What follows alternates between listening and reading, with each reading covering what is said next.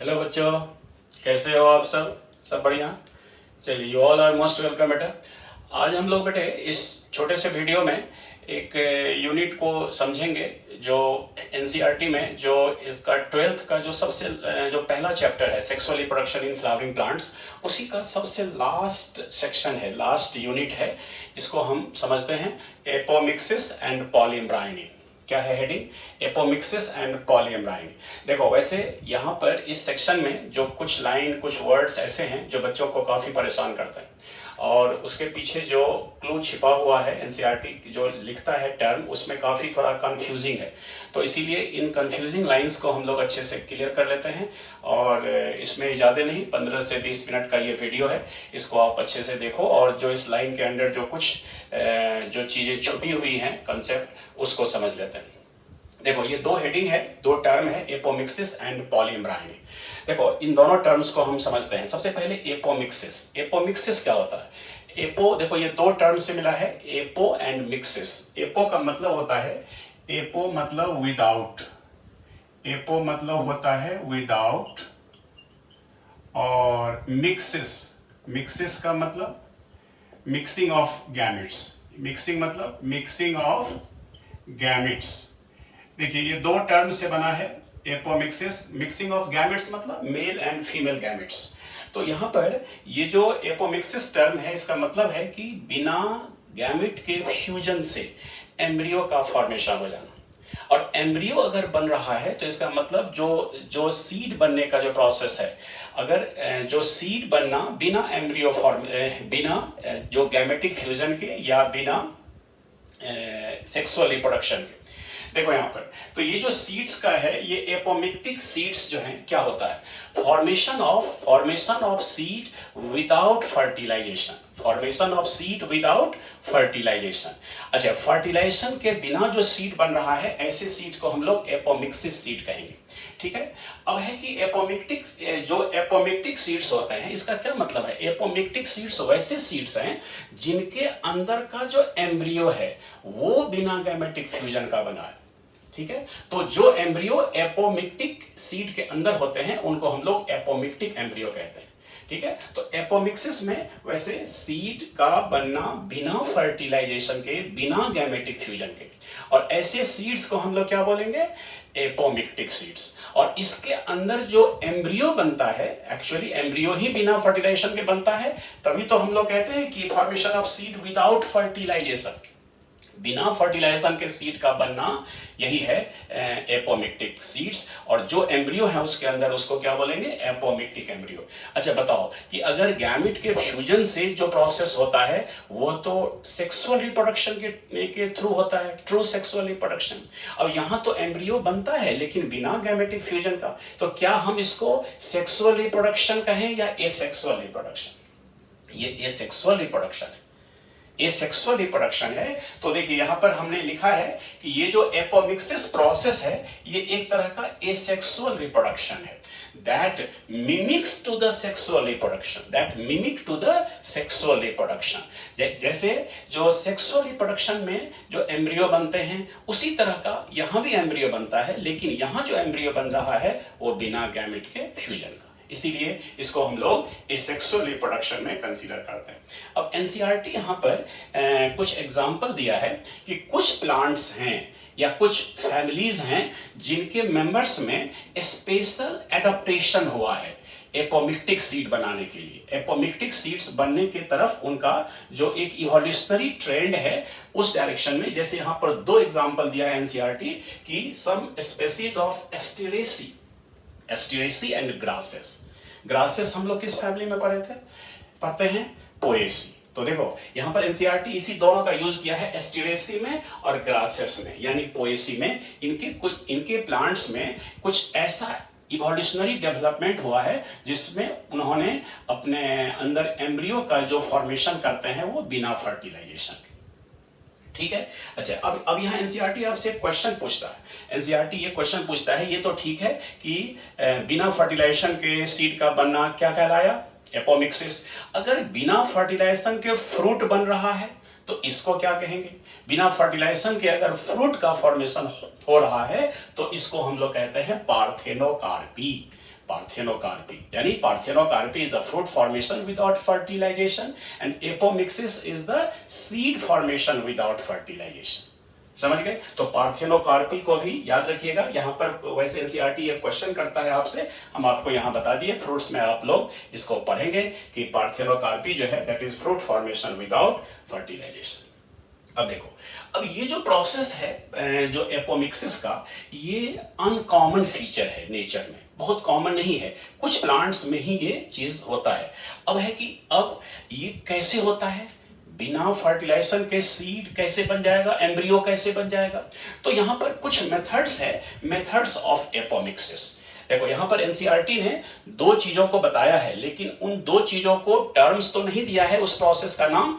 हम यहां पर उस प्रोसेस का नाम देकर के आपको बता रहे हैं। तो एनसीईआरटी में जो कुछ लाइन छुपा हुआ है उसमें आपको ये सारी चीज उसके बारे में समझ में आ जाएगा। देखो दो मेथड से ये एपोमिक्सिस होता है या एपोमिक्टिक सीड्स बनते हैं। एक पहला है रिकरेंट एपोमिक्सिस। देखो एपोमिक्सिस के दो मेथड या दो टाइप कह सकते हो। एक है रिकरेंट एपोमिक्सिस। रिकरेंट एपोमिक्सिस में क्या होता है, इसमें formation of diploid egg cell. देखो अभी इसी लाइन पर बच्चों में काफी कंफ्यूजन होता है कि formation of diploid egg cell without meiosis, without reduction division. ठीक है, egg cell diploid egg cell का फॉर्मेशन होता है बिना रिडक्शन डिवीजन के। ठीक है, and that egg cell form embryo without fertilisation. ठीक है, और वो जो एग सेल बनता है, जो डिप्लॉयड एग सेल बनता है बिना रिडक्शन डिवीजन का, वही डिप्लॉयड एग सेल बाद में बिना फर्टिलाइजेशन के एम्ब्रियो बना लेता है। तो एनसीईआरटी यहां पर इस तरह का लाइन लिखता है, लेकिन अब इसको समझेंगे कैसे, डिप्लॉयड एग सेल कैसे बनेगा। नॉर्मली तो हम लोग पढ़ते हैं कि जो एम्ब्रियो सैक होता है उसके अंदर हैप्लॉयड एग सेल बनता है, तो ये डिप्लॉयड एग सेल कैसे बनेगा। देखो अब इसके बारे में हम यहाँ पर आपको समझाते हैं कि आप लोग मेगास्पोरोजेनेसिस अगर पढ़े होंगे तो मेगास्पोरोजेनेसिस में क्या होता है कि ओव्यूल के अंदर जो मेगास्पोर मदर सेल होता है, समझना इसको, ओव्यूल के अंदर जो मेगास्पोर मदर सेल होता है, इस मेगास्पोर मदर सेल में नॉर्मल कंडीशन क्या है कि इसमें मियोसिस होता है। देखो यहाँ मियोसिस 1 और 2 ये दोनों मियोसिस होगा और उससे 4 सेल बन जाते हैं। देख रहे हो, ये 4 सेल बना जो एक रो में होता है, लीनियर टेट्राड बोलते हैं। इनमें से 3 सेल डिसइंटीग्रेट हो जाता है, एक सेल बच जाता है जो चैलेजल साइट होता है, और जो सेल बच जाता है उसी को हम मेगास्पोर कहते हैं। और ये जो मेगास्पोर है ये तो अब हैप्लॉइड है। मेगास्पोर क्या है, अब हैप्लॉइड है जो कि मियोसिस का प्रोडक्ट है, और इस मेगास्पोर में बार बार माइटोसिस होता है। अब आगे क्या होगा इसमें, माइटोसिस, एक नहीं 3 टाइम्स माइटोसिस होता है, और उससे फाइनली ये एम्ब्रियो सैक बनके तैयार हो जाता है। हम आपको आगे किसी वीडियो में बताएंगे कि यह मेगास्पोरोजेनेसिस का क्या प्रोसेस है। तो ये जो मेगास्पोरोजेनेसिस से जो यहाँ पर मेगास्पोर और मेगास्पोर से फाइनली एम्ब्रियो सैक बनते हैं, तो ये तो नॉर्मल प्रोसेस है। लेकिन अब यहाँ कहता है कि नहीं, कुछ प्लांट्स में यहाँ जो मेगास्पोर मदर सेल है इसमें मियोसिस नहीं होता, मियोसिस नहीं होता। तो देखो मेगास्पोर मदर सेल तो डिप्लॉयड है, अब इसमें मियोसिस नहीं होता है, तो फिर क्या होता है, तो यहां पर मेगास्पोर मदर सेल में माइटोसिस होता है, माइटोसिस होगा। तो मेगास्पोर सेल में अगर माइटोसिस होगा तो बताओ, इससे 2 न्यूक्लियाई, 2 से 4, 4 से 8, जो प्रोसेस यहां पर होता है माइटोसिस, वो इसके मेगास्पोर मदर सेल में ही होता। और यहां से ये मेगास्पोर मदर सेल माइटोसिस से डिवाइड करके फाइनली डिप्लॉयड एम्ब्रियो सैक तैयार कर लेता। क्या तैयार कर लिया, डिप्लॉयड एम्ब्रियो सैक। देखो यहां जो एम्ब्रियो सैक बना था वो हैप्लॉयड था, लेकिन अगर माइटोसिस के थ्रू एम्ब्रियो सैक बन रहा है तो वह डिप्लॉयड एम्ब्रियो सैक होगा। और बताओ रे बताओ कि अगर इस डिप्लॉयड एम्ब्रियो सैक के हर सेल डिप्लॉयड होंगे कि नहीं, इसका मतलब जो इसका एग सेल है वो भी डिप्लॉयड ही है। तो देखो यहां जो एनसीईआरटी कहता है कि formation of diploid egg cell, formation of diploid egg cell without meiosis, तो बताओ यहां मियोसिस हुआ है कि माइटोसिस हुआ, माइटोसिस से बना।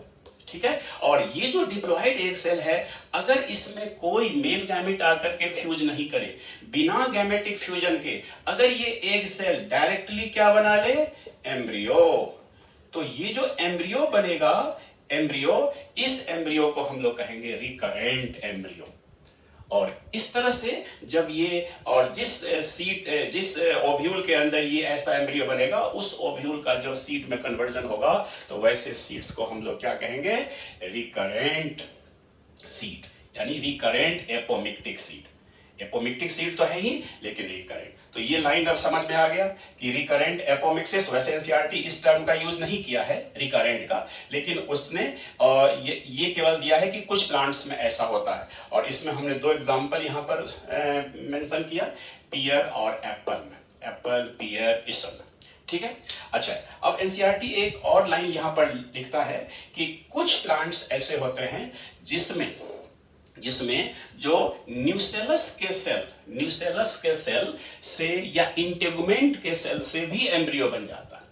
तो देखो यहां पर अब इसको देखिए, अब ये जो ओव्यूल है, अब देखो ये ओव्यूल के पार्ट्स जो हैं, यहां पर ये देखो, ये इंटेगुमेंट है, आउटर और इनर, और ये जो बीच में मास ऑफ सेल आपको दिख रहा है, इसको कहते हैं न्यूसेलस। क्या है ये? न्यूसेलस। देखो ये पूरा का पूरा न्यूसेलस है, न्यूसेलस। ठीक है। और इसके चारों तरफ से क्या है? इंटेगुमेंट। तो अब देखिए, अब एनसीईआरटी यहां पर जो लाइन लिखता है कि कुछ न्यूसेलस के सेल, समझ रहे हो, कुछ न्यूसेलस के सेल होते हैं जो एम्ब्रियो सैक के जस्ट किनारे किनारे होता है, बॉर्डर पर। देखो ये जो एम्ब्रियो सैक है, एम्ब्रियो सैक के जस्ट किनारे किनारे जो न्यूसेलस के सेल होते हैं, उनके सेल से के डिवीजन से एम्ब्रियो बन जाता है, and that embryo protrude inside. Line है एनसीईआरटी का।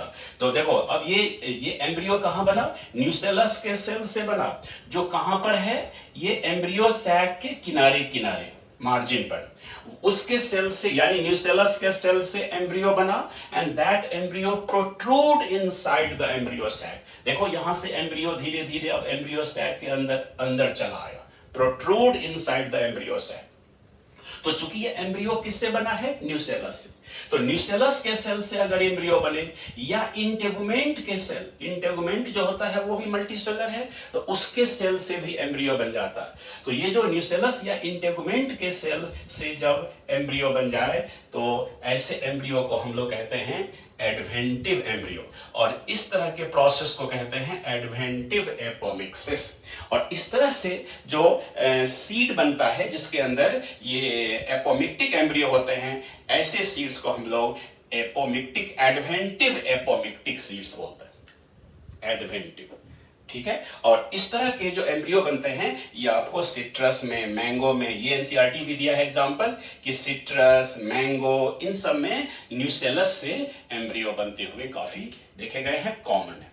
ठीक है। तो अब देखिए, अब ये तो हो गया, तो ये एडवेंटिव हो गया और ये रिकरेंट हो गया। तो ये दो मेथड से यहां पर जो एपोमिक्सिस होता है जो कॉमन है। अच्छा, तो ये हो गया। अब है कि अब एक दूसरा टर्म है पॉलीएम्ब्रायनी। देखो पॉलीएम्ब्रायनी क्या होता है?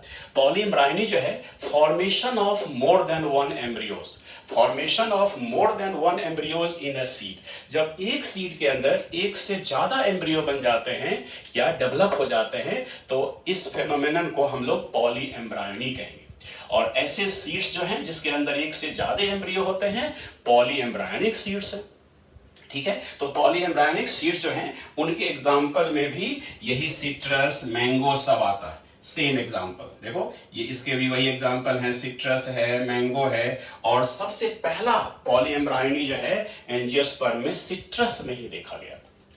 और एनसीईआरटी आपसे कहता भी है कि आप सिट्रस सीड को लेकर, सिट्रस जो संतरे वगैरह होते हैं उसके सीड को आप लो, उसको तोड़ो और उसके अंदर आप स्टडी करो कि उसमें एक से ज्यादा एम्ब्रियो है कि नहीं।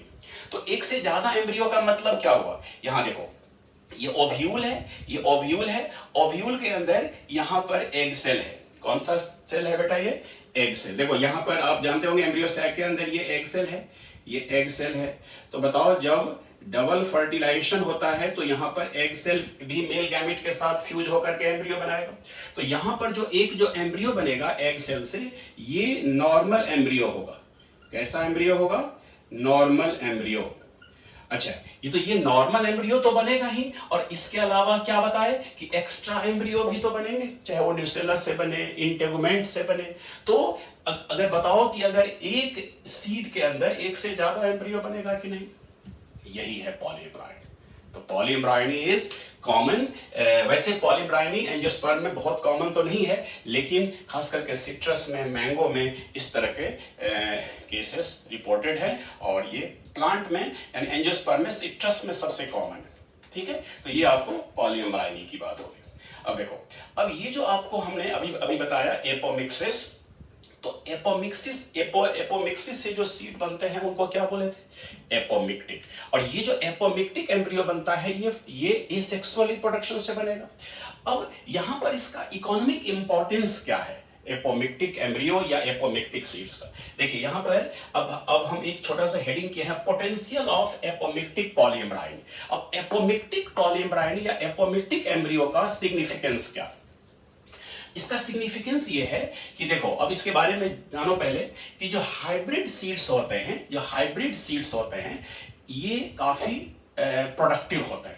जानते हैं हम लोग, हाइब्रिड सीड्स हर तरह के क्रॉप के लिए आजकल यूज होता है, राइस हो, व्हीट हो, मेज हो, वेजिटेबल्स हो, फ्रूट्स हो, हर जगह हाइब्रिड सीड का यूज करते हैं। Hybrid seeds are very productive. क्यों प्रोडक्टिव होता है, क्योंकि उसमें जो अच्छे क्वालिटी के जो जीन्स हैं उनको इनकॉर्पोरेट करके हम लोग नया क्रॉप या वेराइटी तैयार करते हैं। इसको हम लोग हाइब्रिड क्रॉप या हाइब्रिड सीड्स कहते हैं। तो ये जो हाइब्रिड सीड्स होते हैं इनकी प्रोडक्टिविटी ज्यादा होती है। तो फार्मर्स क्या करते हैं कि कॉमनली हाइब्रिड सीड्स प्रेफर करते हैं, जिससे उनका जो क्रॉप का जो यील्ड है वो ज्यादा हो। तो फार्मर्स हाइब्रिड सीड खरीदते हैं और वो लगाते हैं, उससे उनका यील्ड अच्छा आता है। सही बात है। लेकिन अब ये जो हाइब्रिड सीड्स कॉस्टली होते हैं, हाइब्रिड सीड्स आर कॉस्टली। क्यों कॉस्टली होता है, क्योंकि उसमें काफ़ी साइंटिस्ट का इन्वॉल्वमेंट होता है, उसमें लैब वर्क होता है, बहुत सारे साइंटिस्ट इन्वॉल्व होते हैं, और जो कंपनी सीड बनाती है हाइब्रिड सीड्स उसका जो है सो अपना खर्चा है, प्रॉफिट है। तो इस सब के कारण हाइब्रिड सीड्स कॉस्टली बिकते हैं, फार्मर्स को कॉस्टली सीड खरीद करके अपना उपज बढ़ाते हैं। लेकिन हाइब्रिड सीड में एक बहुत बड़ा डिमेरिट है। हाइब्रिड सीड में डिमेरिट क्या है कि देखो, हाइब्रिड जो सीड होते हैं उसमें जो ट्रेड्स कंबाइंड किए जाते हैं, ट्रेड्स जो जैसे मान लो अच्छे क्वालिटी के जो ट्रेड्स हैं वो हम कंबाइन करके तब हाइब्रिड सीड्स डेवलप करते हैं। तो हाइब्रिड सीड्स का निगेटिव ये है कि जो hybrid traits are not maintained to restore hybrid traits year after year. होता क्या है कि जब हाइब्रिड क्रॉप्स को लगाएंगे तो अब उसका जो सीड होगा या उसका जो क्रॉप होगा, उसका जो यील्ड होगा, उस सीड को यदि हम स्टोर कर लें, फार्मर क्या करेगा कि यदि उस सीड को स्टोर कर ले और चाहेगा कि हम फिर से इसको अगले साल अगले सीजन में फिर से लगाएं, तो इसका रिजल्ट क्या होगा कि जो अगले सीजन में जो क्रॉप लगाएगा उसमें उसका यील्ड जो है सो इस साल के कंपैरिजन में नहीं होगा। क्यों? क्योंकि उसमें जो हाइब्रिड ट्रेड्स होते हैं उनका सेग्रीगेशन हो जाता है, वो सेग्रीगेट होकर के बहुत सारे जो उसके ट्रेड्स का जो जीन है वो लॉस्ट हो जाता है, और जो ट्रेड्स का सेग्रीगेशन हो गया जिससे उसका जो हाइब्रिड्स के जो फीचर्स थे वो सारे के सारे इंटैक्ट नहीं रह पाते। देखो, इसको आप एक छोटे से एग्जांपल से हम आपको बताते हैं।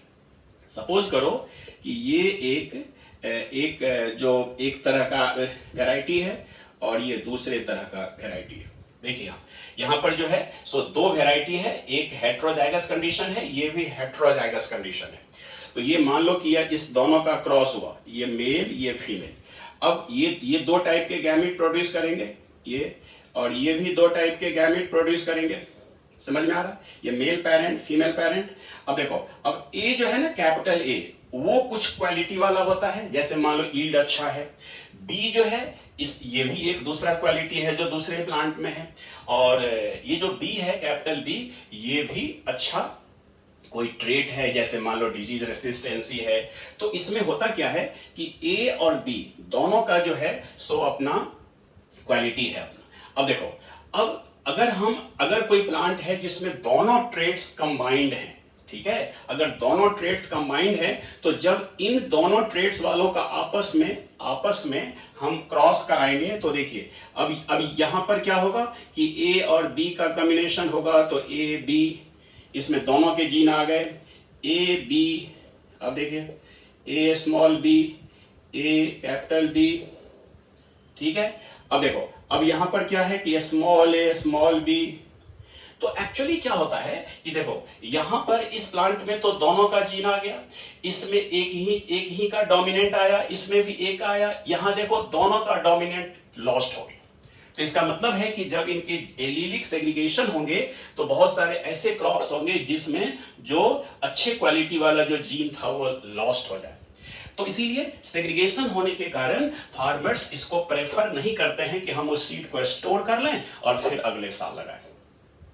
तो इसका जो है तो फार्मर्स क्या करते हैं, हर साल हाइब्रिड सीड खरीदते हैं। और हर साल अगर हाइब्रिड सीड खरीदेंगे और हाइब्रिड सीड कॉस्टली होता है, तो बताओ ये इकोनॉमिकली काफी मतलब लॉस का है कि नहीं है फार्मर को, हर साल नए नए सीड खरीदेंगे। तो इससे बचने के लिए, फार्मर्स के बेनिफिट के लिए साइंटिस्ट अब क्या करते हैं, साइंटिस्ट इस डायरेक्शन में वर्क करते हैं। अच्छा, और ये जो हाइब्रिड जो एपोमिक्टिक सीड्स जो बनते हैं ना, ये जो बनते हैं ये जेनेटिकली कंट्रोल होता है। आपको ये बता दें कि जो एपोमिक्टिक एम्ब्रियो बनता है ना, वो जीन से, कुछ जीन होते हैं जो कभी कभी एक्टिव हो जाता है और वैसे जीन्स जो एपोमिक्टिक जीन कहलाते हैं। तो अब साइंटिस्ट क्या करते हैं कि जो एपोमिक्टिक जीन है उसको सर्च कर रहे हैं कि कौन सा जीन है जो एपोमिक्टिक एम्ब्रियो डेवलप कर सकता है या करता है, जो ओकेजनली एक्टिव होता है उसको हम रेगुलर एक्टिव कंडीशन में रखें। तो साइंटिस्ट क्या करते हैं कि एपोमिक्टिक जीन को सर्च करके और उसको उस हाइब्रिड क्रॉप में इनकॉर्पोरेट कर रहे हैं। इससे क्या होता है कि जो नॉर्मली जो सीड बनते हैं वो गैमेट फ्यूजन से नहीं बनके वो एपोमिक्टिक एम्ब्रियो उस हाइब्रिड सीड के अंदर बन जाएंगे। और जब एपोमिक्टिक एम्ब्रियो बनेंगे तो वो जो सीड तैयार होगा उसमें 100% वही क्वालिटी होगा जो उसके पेरेंटल प्लांट में था। इसका मतलब है कि फार्मर जो है वो हर साल उसको हाइब्रिड सीड नहीं खरीदना पड़ेगा। यानी इस बार हम हाइब्रिड सीड खरीद के लाए, क्रॉप लगाए और उसका सीड हम कलेक्ट कर लिए और उसको हम रख लिए अगले सीजन के लिए, और अगले सीजन में जब हम लगाएंगे तो हमको उतना ही यील्ड होगा जितना इस बार आया है। तो इसका मतलब है कि फार्मर्स को जो है सो इसमें बेनिफिट है कि अगर ऐसा सीड मिल जाए तो उसको हम कई सालों तक, 3 साल 4 साल 5 साल तक आराम से उस सीड को हम लगाते रहेंगे और उससे उसको बेनिफिट मिलेगा। ठीक है, तो इस तरह से इसकी ये पोटेंसी है एपोमिक्टिक एम्ब्रियो की। जो एपोमिक्टिक एम्ब्रियो अगर हम उसका यूज करें, उसका जीन जो जेनेटिकली कंट्रोल प्रोसेस है, वो जीन का अगर हम उसको मॉडिफाई करके उसके पोटेंसी को बढ़ा करके क्रॉप में डालें और उससे एपोमिक्टिक एम्ब्रियो बनेगा जो फार्मर के लिए बेनिफिशियल होगा। ठीक है, तो ये इसका एक एप्लीकेशन है। अब आप कहोगे कि सर अगर सीड अगर इस तरह से एपोमिक्टिक सीड बनने लगे तो बहुत सारे सीड कंपनी बंद हो जाएंगे, क्योंकि फार्मर हर साल सीड तो खरीदेगा नहीं।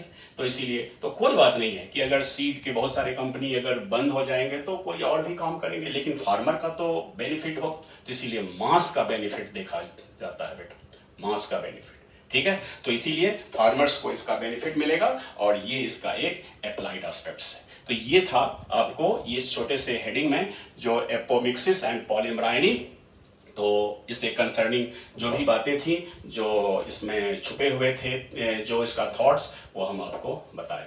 होप कि आपको वीडियो अच्छा लगा होगा, इंफॉर्मेटिव लगा होगा, और अगर आपको कैसा लगा ये कमेंट करके बताइएगा। ठीक है बेटा, ओके, तो आज इतना ही। थैंक यू बेटा।